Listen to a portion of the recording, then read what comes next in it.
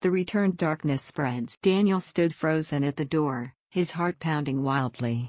Marcus, the man he thought had perished in the explosion, was standing right in front of him. But something was wrong.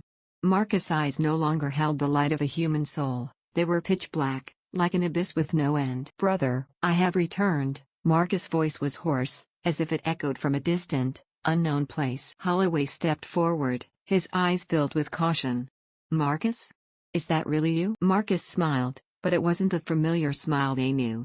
"Who else would it be, Holloway? Aren't you happy to see me?" Daniel took a step back. "How did you escape the explosion?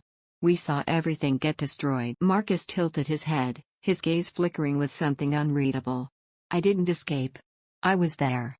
And I saw things you cannot imagine." No one spoke. The air was thick with tension. Daniel could feel a cold presence creeping around them, as if the darkness from Marcus was slowly spreading. Holloway cautiously moved closer, his hand resting lightly on the gun hidden inside his coat pocket. "Marcus, if you are really yourself, tell us, what happened after the explosion?" Marcus stared at him for a moment, then sighed. "I can't remember everything. But I saw another world, a dark dimension where ancient beings dwell. I died there, but I was also reborn. And when the gate collapsed, I felt a force pulling me back here." Daniel glanced at Holloway. They couldn't fully trust Marcus, but they couldn't deny that he was standing before them, flesh and blood. Holloway pressed on. "Do you remember Sarah?" Marcus blinked.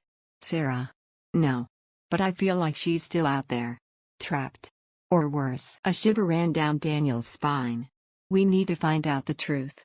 And if there's something wrong with you, I won't hesitate, Marcus." Marcus let out a quiet laugh. "I hope you won't." That night, Daniel couldn't sleep.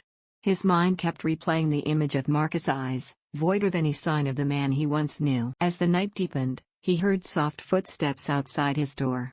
Daniel shot up, gripping his gun tightly. He swung open the door and saw Marcus standing motionless in the hallway, staring out the window. "Marcus? What are you doing?" Marcus didn't turn, only murmured, "They are coming." Daniel frowned. "Who's coming?" Marcus pointed toward the dark horizon. Daniel followed his gaze, just as the sky over Portland lit up with a blood-red glow. The clouds twisted and swirled like a storm, and in the distance, towering shadowy figures moved toward the city. The darkness hadn't faded. It was only just beginning to spread. Daniel rushed back into his room, grabbing his phone and dialing Holloway. "Do you see this? The sky." "I see it." Holloway's voice was grim. "We need to meet."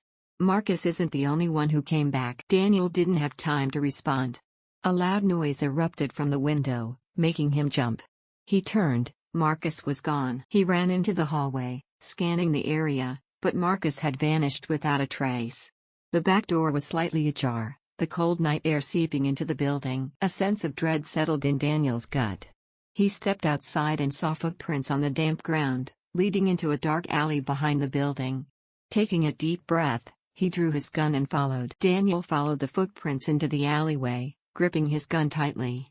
A shiver ran down his spine as he stepped cautiously forward, each footfall echoing ominously in the silent night. The tracks led to an old, rusted metal door, slightly ajar, leading down into the basement of an abandoned warehouse. A strange cold mist seeped from within. Daniel entered, the air thick with the scent of dampness. And something else, something metallic, like blood. He descended the creaking wooden stairs, moving as quietly as possible. When he reached the bottom, he saw Marcus standing inside a circle of eerie symbols carved into the floor. The flickering candlelight cast strange shadows over his hollow face. "Marcus, what the hell are you doing?" Daniel demanded, gun trained on his old friend. Marcus didn't respond. He looked up, his abyssal eyes meeting Daniel's. "I can't control it, Daniel. They're coming." At that moment, a deep, guttural growl echoed from the darkness. A monstrous figure emerged from the shadows, nearly 3 meters tall, its form shifting and unnatural. Its pale, sickly flesh exuded an unnatural cold, and its eyes glowed a sinister red. Daniel stepped back, his finger tense on the trigger. "What the hell is that?" Marcus murmured, almost entranced. "We opened the gate. It can't be closed now." The creature lunged. Daniel fired, the bullets piercing its chest, yet they had no effect. It roared, stretching out a grotesquely long arm toward him. Daniel spun, rushing toward the exit, but the door slammed shut.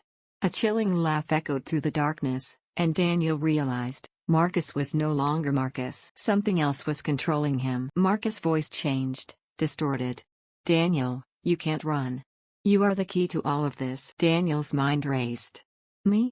What are you talking about?" Marcus stepped forward, shadows warping around his body. "You've been part of this from the beginning. You are the final piece to complete the ritual.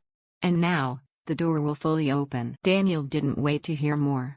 He pulled the trigger again, but each bullet vanished before touching Marcus, swallowed by the void around him. Suddenly, all light vanished. Daniel felt himself falling into an endless void. He was no longer in the basement, he had no sense of his body, only darkness and whispers surrounding him. A voice echoed through the abyss. "Are you ready, Daniel?" He tried to scream, but no sound came out. Flickering visions filled his mind: Willow Creek, Sarah, Marcus, ancient symbols from his research. And then, he saw it. A massive door, floating in an endless void, glowing with an eerie purple light. Shadowy figures writhed on the other side, shifting, waiting for him. At that moment, Daniel realized, he was no longer the hunter of mysteries. He was the prey. Daniel stood before the towering door, its unnatural glow illuminating his tense face. The shadows behind it began writhing, trying to push their way into this world. A sickening dread filled his mind. Could he stop this before it was too late? A whisper slithered into his ear: "You cannot escape. We have waited for you." Daniel stepped back, gripping his gun, but he knew conventional weapons were useless. He needed another way, a way to seal the door forever. His eyes scanned the room, searching for anything useful. Ancient symbols carved into the cold stone walls pulsed faintly with energy. He touched them, feeling a surge of power, but how could he activate it? Then, he remembered the markings Marcus had drawn on the basement floor. Across the room, an old book lay abandoned on a cracked stone table. Daniel flipped through it, his eyes locking onto a faded ritual, an ancient seal to lock the gate. But it required a sacrifice. Time was running out. He had to decide now. As Daniel prepared to complete the ritual, Marcus lunged at him, screaming, "No! You cannot!" But it was too late. The ritual began. And the world would never be the same.